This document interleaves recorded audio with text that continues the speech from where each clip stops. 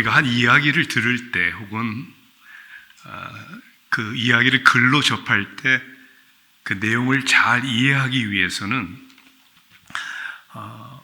누가 그 이야기를 하고 있는가, 그리고 왜 그런 이야기를 하고 있는가, 또 아무래도 더 중요한 것 중에 하나는 이 이야기를 누구에게 들으라고 하는 건지 그 배경을 이해하는 게 굉장히 중요한 것 같습니다.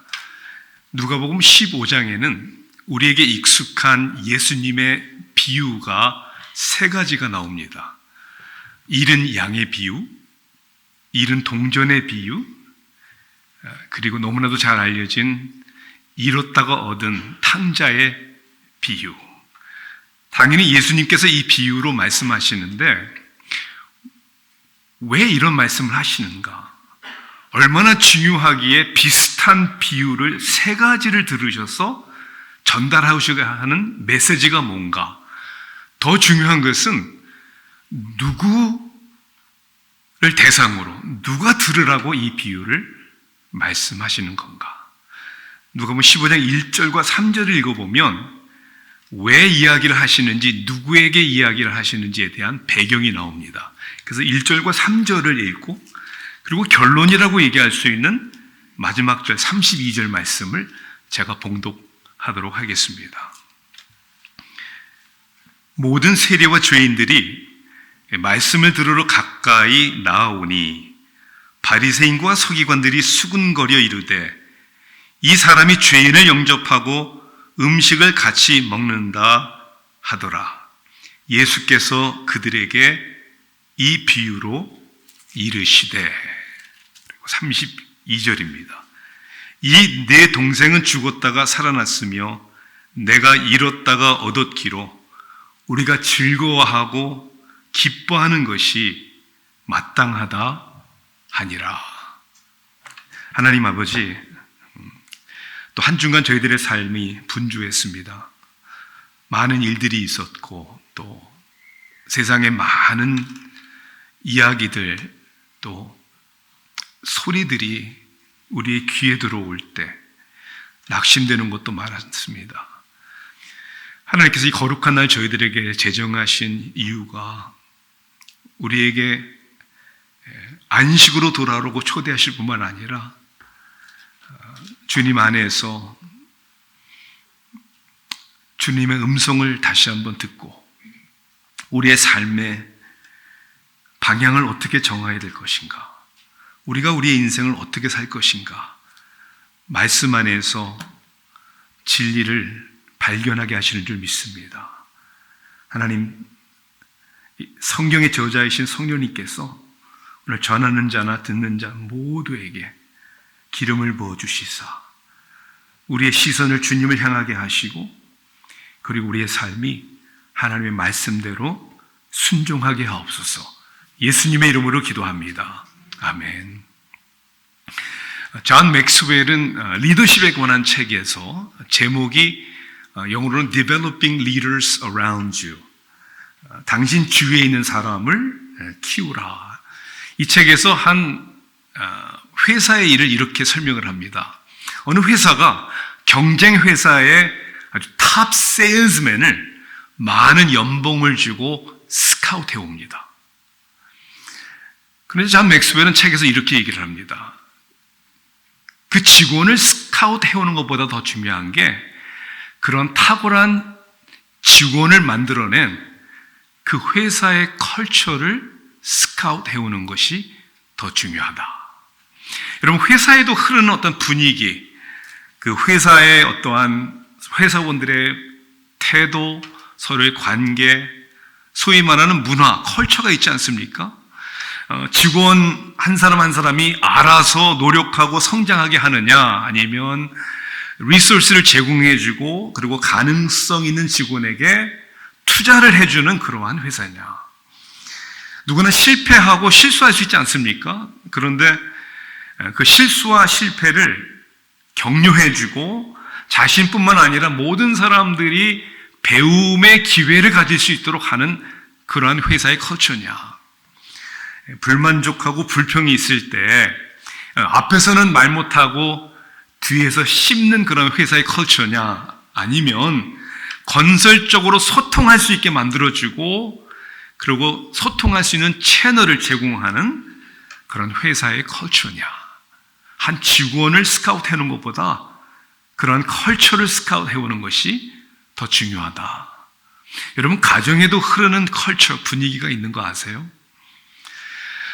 팬데믹 기간 동안에 제가 제 아들을 포함해서 PK라고 하죠. 목회자 자녀 한 3, 4명을 제가 정기적으로 만나서 코칭을 한 적이 있습니다. 한 번은 제 아들의 친구가 30대 초반의 아들인데요. 이런 얘기를 하더라고요. 자기가 저녁 늦게 친구들하고 놀다가 이제 귀가하게 되면 자기 방으로 이렇게 가는데 목사님 아버지의 서재를 이렇게 등을 지고 이렇게 가게 되는데 아버지가 한마디도 하지 않는데 아버지로부터 자기가 느끼는, 영어로 그걸 바이브라고 그래요. 바이브. 그 느낌이 너무 무거운 느낌. 한마디 말씀은 안 하시지만 자기를 못마땅하게 여기는 아버지. 그것이 자기 가정에 흐르는, 특히 아버지와 자기 사이의 컬처라는 거예요. 그런 질문을 하고 싶어요. 저나 여러분들은 가정에 어떠한 분위기가 흐릅니까? 여러분의 가정의 컬처를 뭐라고 설명할 수 있을까? 그런 의미에서 공동체 안에도 나름대로 문화가, 컬처가 있는 것이죠. 캐리 뉴하프라는 분은 그래서 이렇게 얘기를 해요. 교회의 비전이 뭐냐? 비전이라는 건 보는 거잖아요. 앞으로 5년, 10년 후에 우리 교회가 어떠한 모습이 될 것이냐를 우리가 정하는 게 비전이라고 하면 strategies, 전략은 그 비전을 우리가 어떻게 이루어갈 것인가, 사명, 전략이라고 할 수 있습니다. 그런데 비전도 중요하지만 사명도 중요하지만 그 비전을 이루기 위해서는 그 교회의 분위기가 매우 중요한 거예요. 이 교회 성도님들 간의 관계 속에서 교회 목회자 리더십과 성도님들과의 소통과 관계 속에서 느껴지는 부분, 특히 저같이 또 제 아내와 함께 이 교회를 방문을 하게 되는데 처음 방문한 사람들이 딱 이 교회를 들어왔을 때 여러분들의 얼굴 표정과 대화를 통해서 무슨 컬처를 느낄 수 있는가, 이게 중요하잖아요. 자, 누가복음 15장에는 아주 두 개의 상반된 컬처 문화가 나옵니다.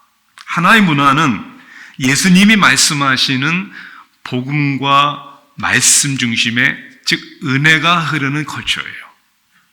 반대는 바리새인들과 서기관들의 행위, 율법 중심의 컬처입니다.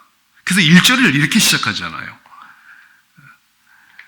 모든 세리와 죄인들이 말씀을 들으러 가까이 나오니. 어떤 문화죠? 예수님의 컬처는 누구든지 세리와 죄인들조차도 환영받고 가까이 나올 수 있는, 그러니까 그렇게 사람들이 느끼고 있는 것이죠. 아, 나도 나갈 수 있구나. 나도 나가도 되는 그러한 분위기구나. 그런 용기를 가질 수 있는, 이거를 이제 safe space, 안전한 공간이라고 하잖아요. 자기 있는 모습 그대로 나올 수 있고 그런 사람들도 환영받을 수 있는 culture. 그런데 2절을 보니까 완전히 반대되는 컬처가 나와요. 바리새인과 서기관들이 수군거려 이르되, 아예 뒤에서 수군거리잖아요. 이 사람이 죄인을 영접하고 음식을 같이 먹는다 하더라. 이 사람이 누굽니까? 예수님. 예수님조차도 왜 저렇게 하지? 다시 얘기하자면 이들의 컬처는 탁식 컬처예요. 해로운 컬처. 세리와 죄인들이 나오면 안 되는 컬처. 환영하지 않는 컬처. 오히려 판단과 정죄가 앞서는 컬처. 이런 거 있잖아요. 따가운 눈초리로 사람들을 불안하게 만드는, 아예 수군거리고 앞에서 말하지 않는. 자, 그래서 3절에 예수께서 그들에게 이 비유로 이르시되, 그들이 누굽니까? 바리새인들과 서기관들. 그들에게 들으라고 이 비유를 말씀하시는 것이죠. 언급한 대로 세 가지의 비유가 나와요. 잃은 양의 비유, 잃은 동전의 비유, 그 다음에 잃었던 아들이 돌아오게 되는 탕자의 비유. 이 다른 비유 같은데 공통점으로 우리가 찾을 수 있는 것이 적어도 두 가지가 있는 것 같아요. 첫째는 뭔가 중요했던 것을 잃었다가 찾았다라는 이야기가 공통점이 있습니다. 그렇죠? 양, 동전, 더 중요한, 마치 이제 이게 하이라이트가 되는 거죠. 아들을 잃었다가 찾았다. 또 하나의 공동점은 잃었던 것을 찾은 다음에 뭐가 있었습니까? 기쁘고 즐거워하는 축제가 있었어요. 파티가. 얼마나 중요했으면, 얼마나 기뻤으면 이웃과 벗을 불러다가 잔치를 벌인 거예요, 잔치를.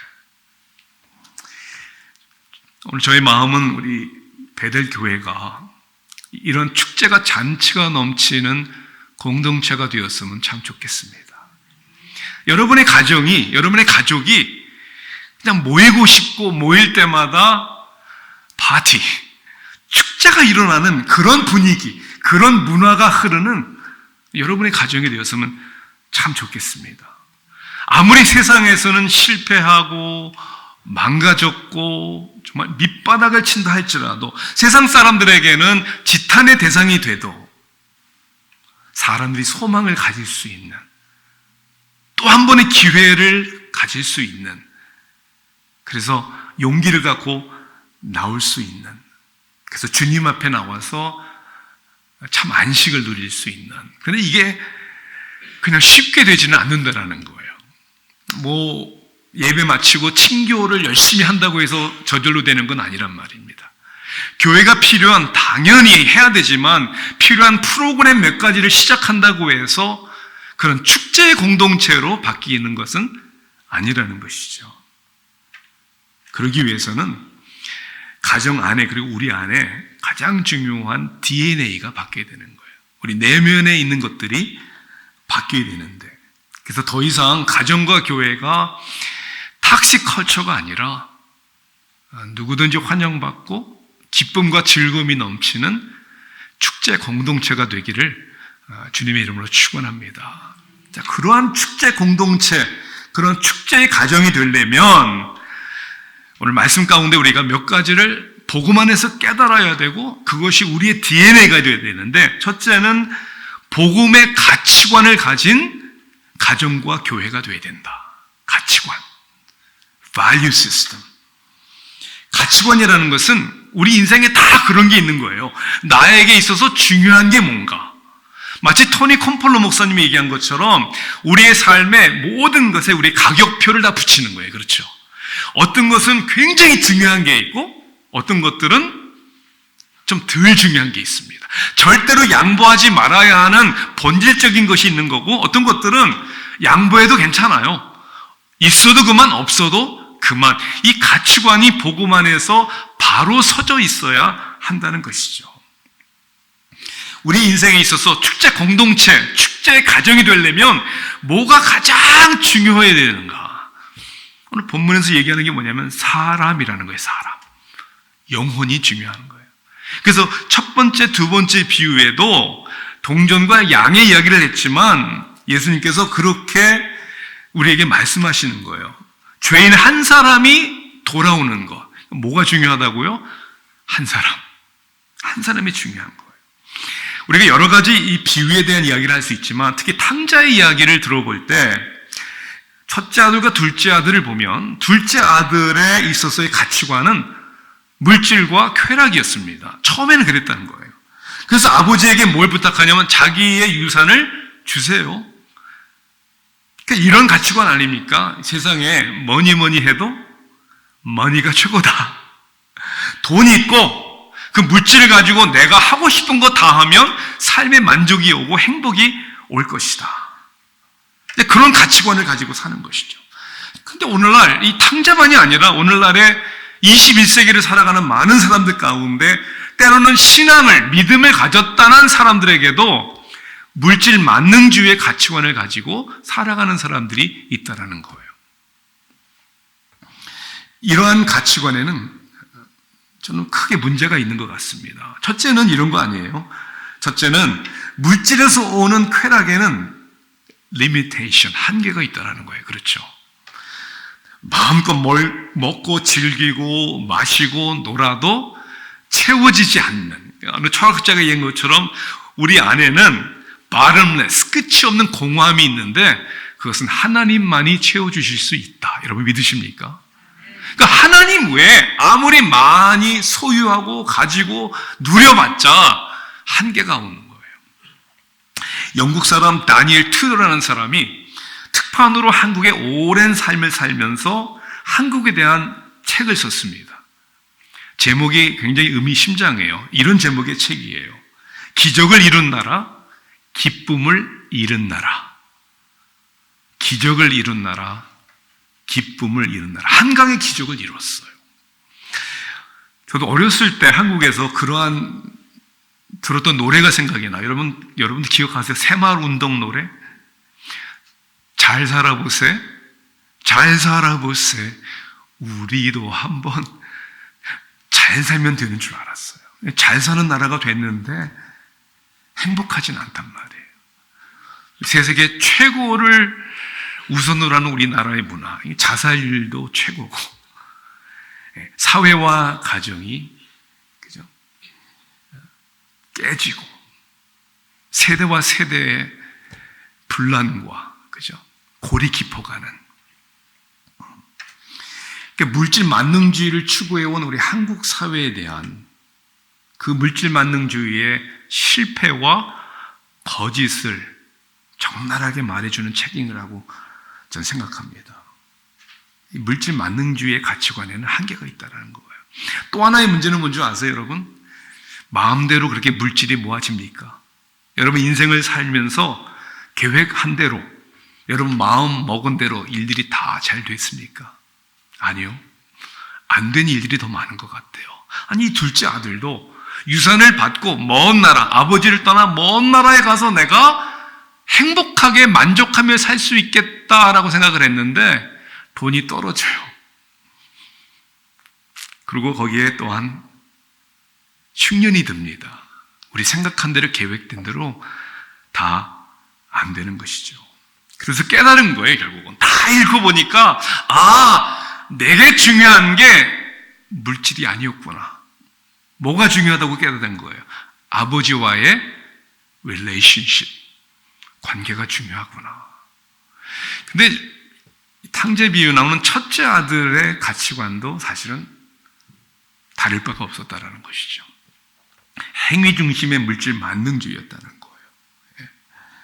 그러니까 어떤 행위에 의해서, 자격에 의해서 모든 것이 판단되는 그런 가치관.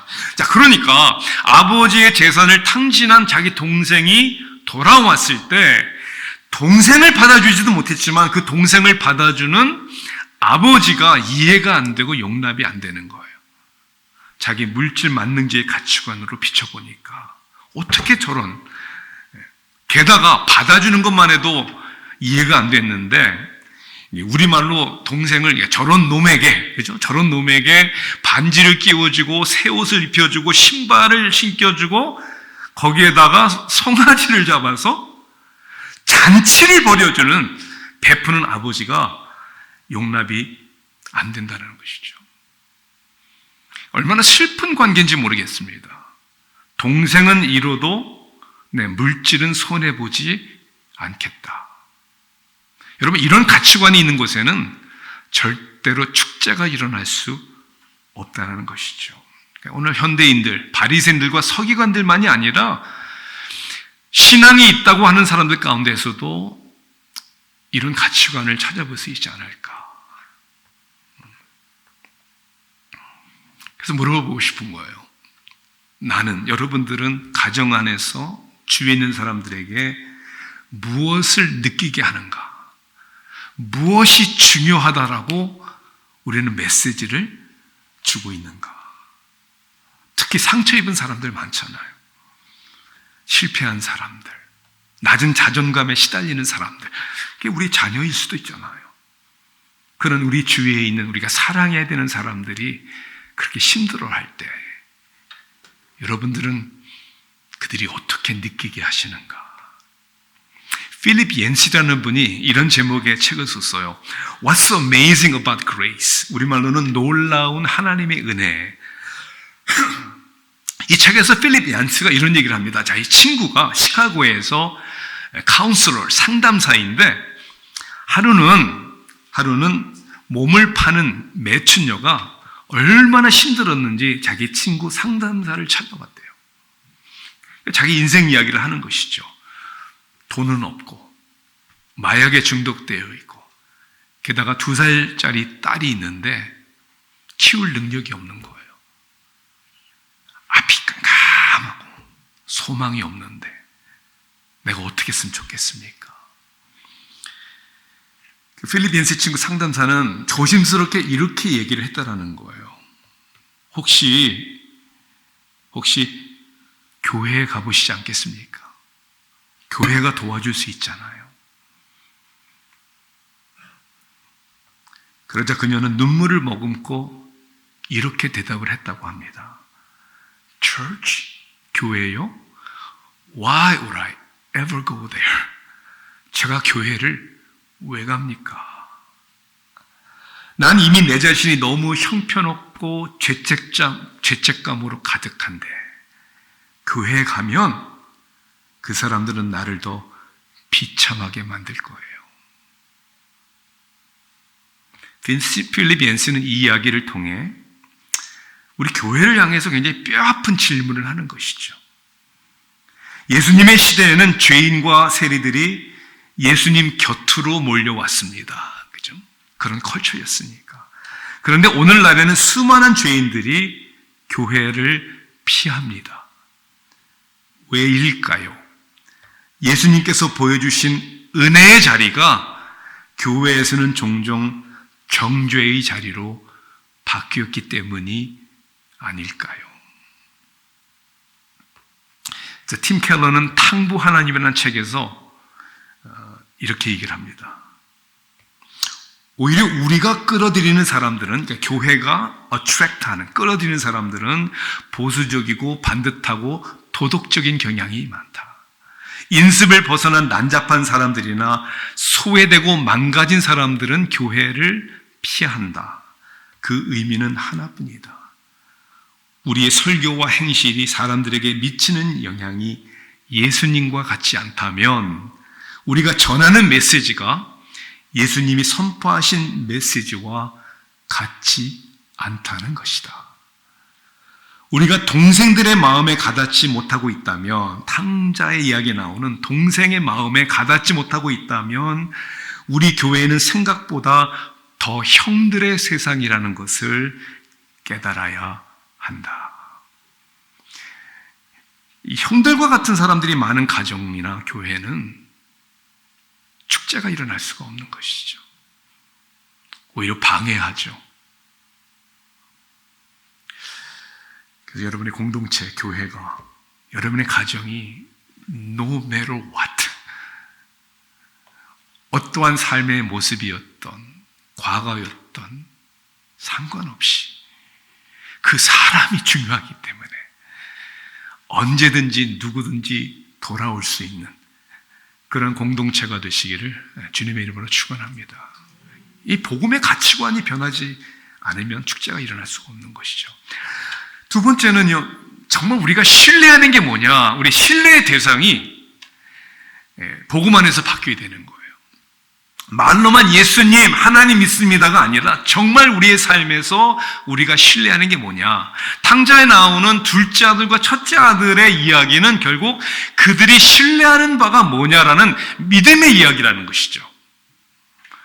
둘째 아들도 처음에는 누구를 믿었냐면 자기 자신의 의지와 판단을 믿었던 거예요. 난 돈만 있으면 되지, 아버지의 유산을 받아서 내가 아버지의 품을 멀리 떠나면 내가 자유롭고 나는 만족하게 살 수 있을 것 같아 라는 자기 의지를 믿었던 사람이죠. 실패를 경험하면서 결국 돌아서게 되는 것이죠. 아, 이게 내가 틀렸구나. 이게 회개 아닙니까? 내 생각이 잘못되었구나. 그리고 아버지를 생각하게 되는 거예요. 믿음의 회복이라고 볼 수 있는 것이죠. 첫째 아들은요, 아버지와 함께 살았고 가까이 있었지만 아버지를 믿지 못하는 아들이었습니다.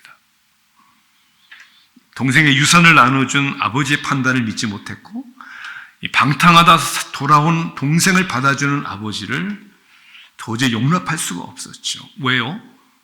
자기의 의지와 판단과 행위를 자기는 믿었고 중요시 여겼기 때문이 아닐까요? 때로는 우리도 그렇게 얘기하지 않습니까? 때로는 사람들 보면서 I don't make that kind of mistake. 난 저렇게는 안 살아.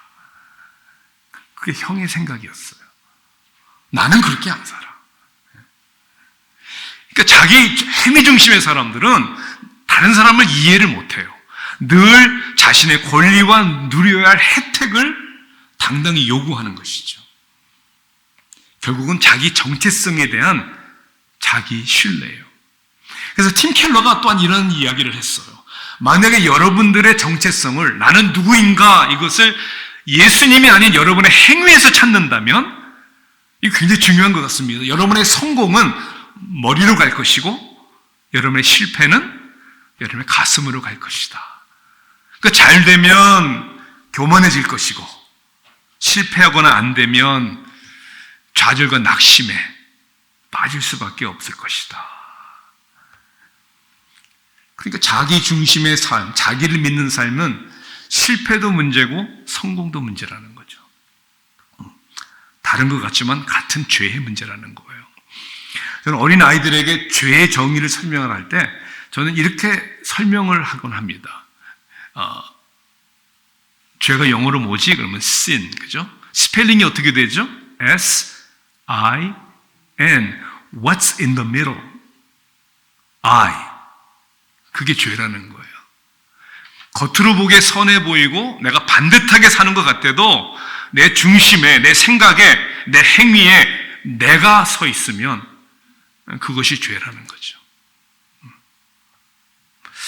제가 어렸을 때 신앙생활을 하면서 정말 이해가 되지 않았던 비유 중에 하나는 잃은 양의 비유였습니다. 100마리의 양이 있는데 한 마리의 양이 길을 잃어요. 근데 어떻게 했다고요? 목자가 99마리의 양을 들에 두고 한 마리의 양을 찾을 때까지 두루 다니신다 그랬잖아요.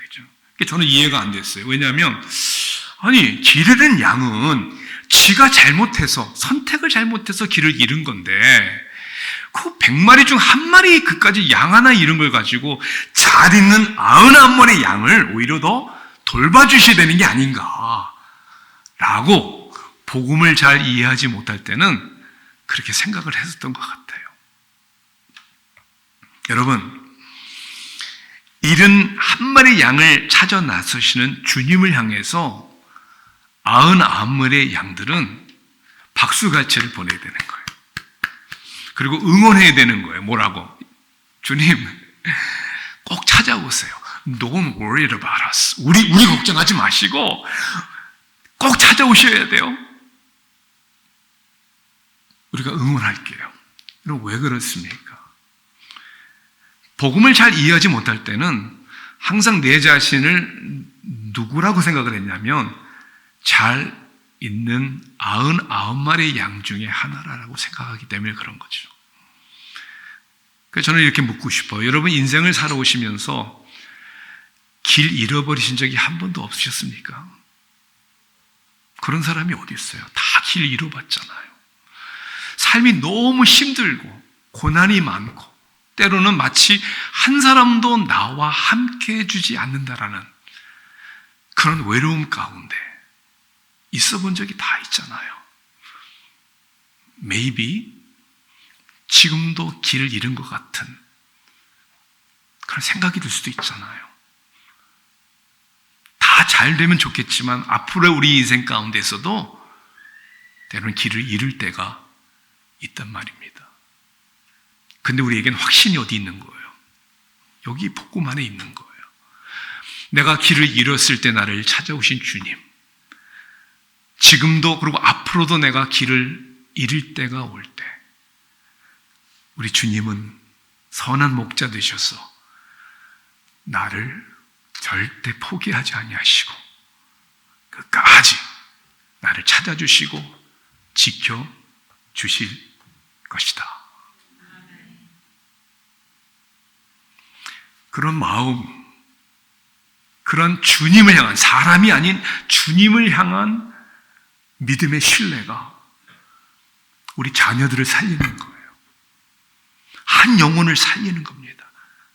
거기에 축제가 일어나는 거예요. 저는 이렇게 신앙적으로 특히, 일반적으로 자신의 정체성에 대해서 힘들어하는 이미 성인이 된 자녀들 가운데 다 그런 건 아니겠지만 공통점인 것 중에 하나가 뭐냐면 부모님들이 교회 생활을 열심히 그리고 바르게 하는 경우가 많이 있는 것 같아요. 제가 교회 생활이라고 했어요. 신앙 생활이라고 하지 않고, 특히 보면 목회자의 자녀들, 저희 자녀들을 보니까 그랬던 것 같아요. 굉장히 방황을 많이 했던 것 같아요. 반듯하게 사는 것처럼 보이는 부모님들, 그리고 거기에 아이들에게 항상 최고를 요구하잖아요. 그렇죠? 공부도 잘해야 되고, 너 교회 생활, 신앙 생활 열심히 해야 되고, 다 사랑한다라고 얘기는 하지만 사랑하기 때문에 그렇게 하는 거라고. 자, 그랬을 때 어떤 반응이 올까? 제가 언급한 다니엘 튜더의 그 책에 소제목이 있는데요. 소제목이 이거예요. 불가능한 기적을 이룬 나라, 불가능한 희생을 요구하는 나라. 너무나 불가능한 희생을 요구하는 것 같은 그런 가정의 컬처 안에서 자라면서 이런 두 가지의 부정적인 반응이 나오는 것 같아요. 첫째는 뭐냐면 부모의 기준과 기대에 못 미치는 자신에 대한 실망과 낮은 자존감. 부모의 기대에 못 미치는, 우리 부모는 그렇게 나를 위해 희생했는데 부모의 기대에 못 미치는 자기 자신에 대한 실망. 두 번째는 더 위험한 건데 그게 뭐냐면 부모의 위선에 대한 실망 때문에 교회를 떠나는 경우가 많다라는 거예요. 교회에서는 다 우리에게 번듯하게 다 보이잖아요. 그런데 우리들의 솔직한 모습들을 우리 자녀들은 잘 보잖아요, 사실은. 우리가 말하는 대로 제대로 살지 못하는 우리 위선 때문에 아이들이 힘들어하는 거예요. 우리 특히 아들이 그랬던 것 같아요, 제가 볼 때. 한번 힘들어하는 제 아들과 함께 제가 대화를 하고 싶었어요. 그래서 제 아들 이름이 자슈아인데, 자슈아, let's talk. 한번 대화를 좀 한번 해보자. 청소년 때 이야기예요. What's the problem? 너와 나의 문제가 뭐야? 라고 얘기해봤어요. 내성적인 아이니까 말을 안 하는 거예요. It's okay. 얘기해봐. 말을 안 해요. 그래서 제가 그랬어요. 화 안 낼 테니까 빨리 얘기해봐. 그랬어요, 제가. 조그만 목소리로 저한테 이렇게 얘기를 하더라고요. You don't like me. You don't like me. 아빠, 제가 자기를 좋아하지 않는다라는 거예요. 그래서 생각해보니까 그런 것도 있었던 것 같아요. 그래서 제가 변명 비슷하게 이렇게 얘기를 했어요. I don't like what you do. 네가 하는 행동이 마음에 안 드는 거지. 그랬더니 That's the same thing. 생각해보니까 그것도 맞는 것 같아요. 그렇죠? 그래서 제가 또 이렇게 얘기를 했어요. But I love you. 하지만 너를 사랑해. 그랬더니 That's the same thing. 아, 사랑하는 사람은 내가 좋아해야 되는 거구나. 그래서 그 다음부터 제가 많은 고민을 하기 시작을 했어요. 그리고 우리 아이에게 되도록 지금도 힘들지만, 지금도 노력은 하지만 너무 힘들지만 두 가지를 내가 꼭 하도록 노력해 봐야 되겠다. 첫째는 칭찬보다는 인정해주는 말을 많이 좀 해야 되겠다. 여러분, 칭찬은 뭘 잘했을 때 해주는 거예요. 그렇죠? 뭐 공부를 잘하고 뭘 잘하고. 그런데 문제가 뭐냐면 잘 못했을 때는 어떤가? 그래서 인정해주는 말은 뭐냐면 퍼포먼스, 뭐를 하고 못하고의 차이 없이 해주는 말이에요. 뭐 이런 말은 아니에요. 자슈아, 나는 네가 나의 아들인 것이 굉장히 프라우드해. 아빠는 그냥 너와 함께 있는 게 너무 좋아. 아빠는 네가 없는 인생을 상상할 수도 없어. 이런 인정해주는 말. 이게 잘 안 되잖아요, 우리. 그러니까 너의 행위와 상관없이, 잘하건 못하건 상관없이 나는 네가 중요해. 이야기. 두 번째는 이거 같아요.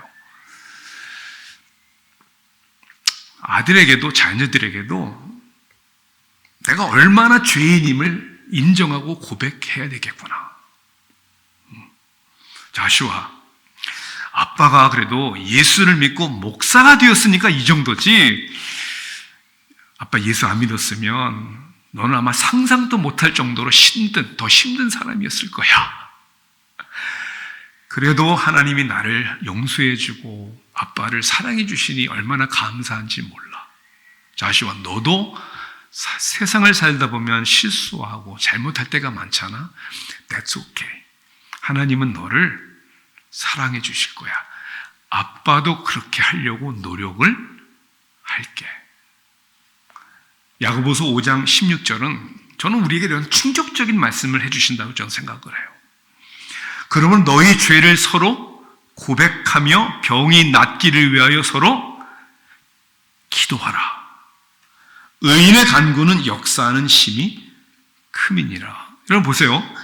병이 낫기를 위해서 기도하라고 했는데 그렇게 기도하기 전에 먼저 서로의 죄를 고백을 하래요. 자, 왜냐하면 의인의 간구, 의인이 누굽니까? 의롭게 사는 사람이 의인이 아니고 나는 죄인입니다. 그런데 예수님의 의로 말미암아 저를 의롭게 해주셨습니다. 이게 믿음 안에서 칭의, 거룩하다, 의롭다 일컬음을 받은 사람들이죠. 그러려면 어떻게 하라고요? 죄를 서로 고백하라. 여러분, 현대인들의 질병은 마음의 병에서 온다고 하잖아요. 왜요? 스트레스 받잖아요.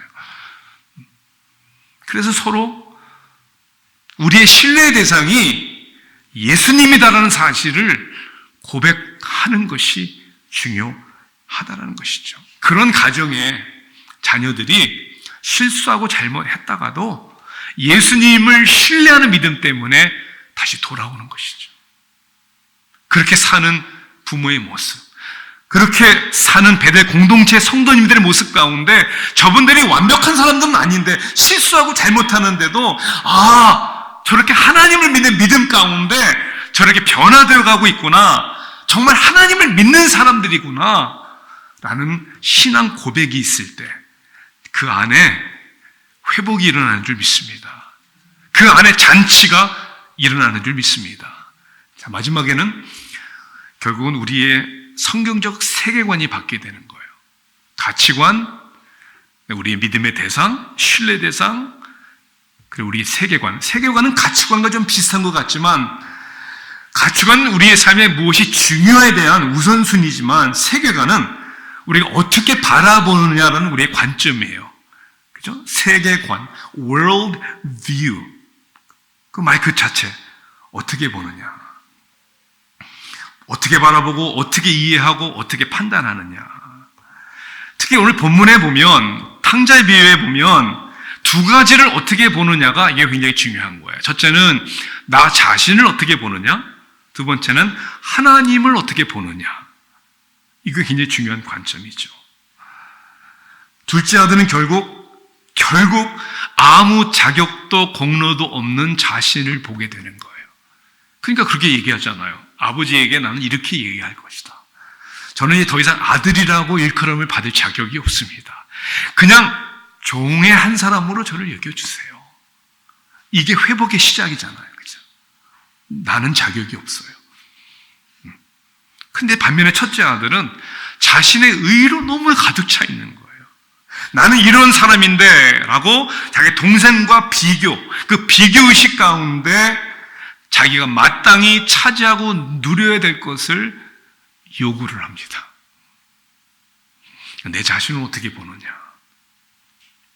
두 번째는 아버지를 어떻게 보느냐. 다시 얘기하자면 하나님을 어떻게 보느냐. 탕자는 아버지에 대한 선한 생각을 하잖아요. 그죠? 아버지 집은 종들도 어떻게 해요? 풍족하게 먹는데 우리 아버지 그런 분이구나. 여러분, 탕자가 철이 들어서 돌아온 게 아니에요. 철이 들어도 못 돌아오는 경우가 있어요. 근데 아버지에 대한 생각이 바로 쓴 것이죠. 우리 아버지는 선한 분이시다. 하나님은 좋으신 분이시다. 절대로 우리에게 노하지 아니하시고 고개를 돌리지 아니하시고 웰컴, 환영해 주시는. 첫째 아들은 아버지를 부당하게 보았습니다. 그렇게 얘기하잖아요. 나는 잘못한 것도 없고 열심히 일을 해왔는데 나를 위해서는 벗과 즐겁게 해주신 일이 없더니 아버지의 삶을 창기와 함께 날려버린 아들에게는 송아지를 잡으십니까? 아버지에게 막 따져들잖아요. 그러니까 아버지가 그를 설득을 해요. 너는 항상 나와 함께 있으니 내 것이 다 내 것이로되. 이렇게 얘기를 하는데도 안 들리는 거죠. 말씀이 안 들어올 때가 있잖아요. 하나님에 대한, 말씀에 대한 삐뚤어진 마음에는 진리가 안 들립니다. 아버지가 설득을 하는데도. 가장 바른 사람인 것 같은데 가장 삐뚤어진 사람이었고, 아버지와 가장 가까이 있는 사람 같았는데 사실은 아버지와 가장 멀리 있는 사람이었고, 아버지를 위하는 것 같은 사람이었지만 사실 아버지의 마음을 가장 아프게 했던 아들이었죠.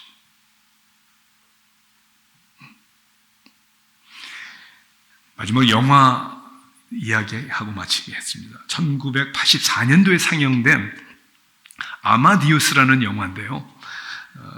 전체적인 음악가 모차르트에 대한 영화였습니다. 그렇죠? 모차르트의 풀 네임이 울프갱 아마디우스 모차르트. 그러니까 미들 네임을 따서 영화 제목을 만든 것이죠. 당연히 이 영화는 주인공이 모차르트지만 그 영화 가운데 우리가 주목해서 볼 만한 또 하나의 등장 인물이 나오는데 셀리에리라는 사람이에요. 이 셀리에리는 어렸을 때부터 음악을 너무너무 좋아했습니다. 그리고 어렸을 때 셀리에리는 하나님께 이렇게 기도를 합니다. 주님, 저를 위대한 작곡가로 만들어주세요. 음악을 통해 당신의 영광을 찬양하고 세상에서 유명해지게 하소서.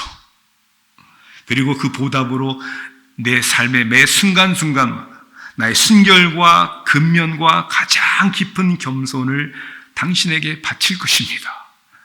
그리고 나는 최선을 다해서 동료들을 도울 것입니다. 아멘. 여러분, 그 기도를 가만히 들어보면 음악을 사랑하고 하나님을 신뢰하는 믿음 같지만 사실은 음악과 하나님조차도 자신을 위한, 자신의 명예와 성공을 위한 도구에 불과한 것이죠. 세월이 지나서 그의 앞에 모차르트가 나타납니다. 이 모차르트는 너무나 도덕적으로 형편없는, 소위 얘기하면 망나니예요. 망나니. 그런데 하나님이 그런 모차르트에게는 천지적인 음악성을 주었다는 것이 셀리엘에게는 도대체 용납되지가 않는 거예요. 그러니까 비교의식에서 오는 이 옹졸함, 마음을 갖게 되는 것이죠. 그러니까 자기보다 더 잘하는 사람, 더 나은 사람을 인정해 주지도 못하고 축하해 주지도 못하는, 근데 오히려 하나님에 대한 배신감. 그래서 영화의 한 장면에 또 이러한 대사가 나옵니다. 지금부터 하나님을 향해서 이렇게 얘기해요. Now on, 지금부터 we are enemies.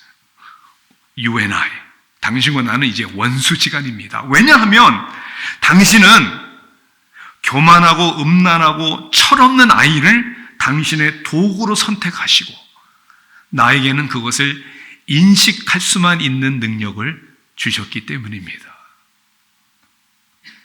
하나님, 당신은 불의합니다. 불공평합니다. 불친절합니다. 그래서 나는 당신을 방해할 것입니다. 기필코 맹세하는데 내가 할 수 있는 이 땅에 있는 모든 당신의 피조물들을 방해하고 내가 해를 끼칠 것입니다. 음악을 사랑하고 음악을 통해 하나님을 찬양하겠다는 사람이 아니고 음악을 통해 자신을 나타내고 하나님과 사람들에게 인정을 받으려고 하는, 비유의 마다들처럼 책임감이 가장 강한 것 같지만 가장 중요한 책임을 지지 않는, 그 가장 중요한 책임이 뭐예요? 하나밖에 없는 동생, 천하보다 귀한 자기 동생을 사랑하지 않는 책임. 그 책임을 지지 않잖아요. 돌아온 동생을 기뻐하시는 아버지의 뜻을 이해하지 못하고 그 잔치에 참여하지도 않는,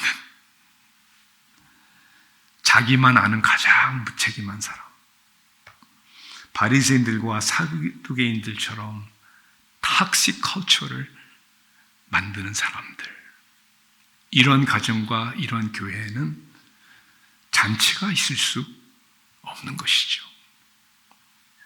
근데 복음이 여기에 있는 거죠. 오늘 읽은 본문은 또 다른 한 마다들에 대한 이야기를 하시는 거예요. 또 다른 마다들은 다름이 아닌 이 비유를 말씀하시는 예수 그리스도, 당신에 대한 이야기예요. 우리 예수님은 하늘 아버지를 떠나 우리를 위해 이 땅에 맏형으로 오셨습니다. 우리가 받아야 할 죄의 값을 대신 지시고 십자가의 죽으심으로 우리를 구원하셨습니다. 우리를 구원하시고자 하는 아버지의 뜻을 따라 십자가에 죽기까지 복종하신 예수님. 그래서 로마서 8장 29절은 우리에게 이렇게 말씀하시죠. 하나님이 미리 아신 자들을 또한 그 아들의 형상을 본받게 하기 위하여 미리 정하셨으니 이는 그로 많은 형제 중에서 맏아들이 되게 하려 하심이니라. 축제의 삶의 비결이 뭔지 줄 아세요? 너무나 간단한 복음의 이야기예요. 여러분의 삶과 가정, 그리고 이 공동체 안에 우리의 맏형 되시는 예수님이 주인이 되셔야 하는 겁니다. 그분이 우리의 생각과 모든 것을 주장하시고 다스리셔야 하는 것입니다. 그러면 못 돌아올 사람이 없습니다. 변화되지 못할 사람도 없습니다. 베델 한인 장로교회 예수님 때문에, 그리고 여러분의 가정에 예수님 때문에 축제가 언제나 넘치시기를 주님의 이름으로 축원합니다. 기도하겠습니다.